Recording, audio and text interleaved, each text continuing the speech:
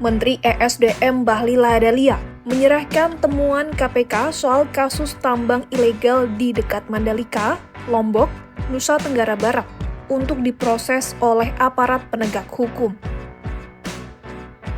Bahlil menegaskan Kementerian ESDM hanya bertanggung jawab mengawasi tambang yang sudah mengantongi izin. Pernyataan itu disampaikannya ketika dijumpai usai upacara Hari Jadi Pertambangan dan Energi di Monas, Jakarta, Jumat 24 Oktober 2025.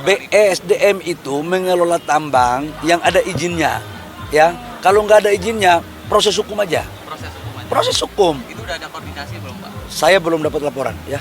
Taunya gini ya, kita clear aja. ESDM mengawasi mengelola tambang itu yang ada izinnya. Kalau nggak ada izinnya, bisa aparat penegak hukum maupun gakum, ya. Proses hukum aja. Kita juga nggak mau terlalu main-main lah urus negara ini, ya. Sebelumnya, KPK menemukan tambang emas ilegal yang lokasinya tak jauh dari sirkuit Mandalika, NTB.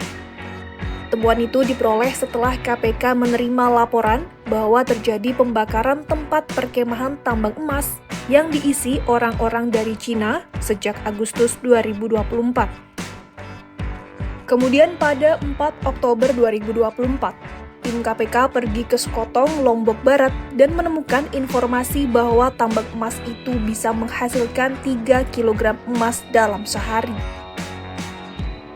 Selain itu, para pekerja di pertambangan ilegal di sana tak bisa berbahasa Indonesia. Informasi tersebut disampaikan oleh Kepala Satgas Koordinasi dan Supervisi KPK Wilayah 5, Dian Patria, Selasa 21 Oktober 2025. Tak hanya di Sekotong, tambang emas ilegal juga ditemukan di kawasan Lantung, Sumbawa, NTB. Dian berasumsi bahwa pelakunya sama dengan tambang ilegal yang ada di Sekotong. Meski demikian, lembaga anti rasuah itu belum bisa menyatakan adanya tindak pidana korupsi pada sejumlah tambang emas ilegal tersebut.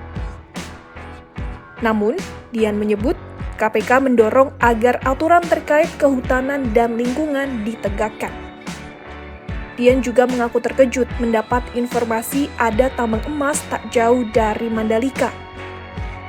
Menurutnya, aparat setempat tidak berani menindak tambang emas ilegal di Sekotong.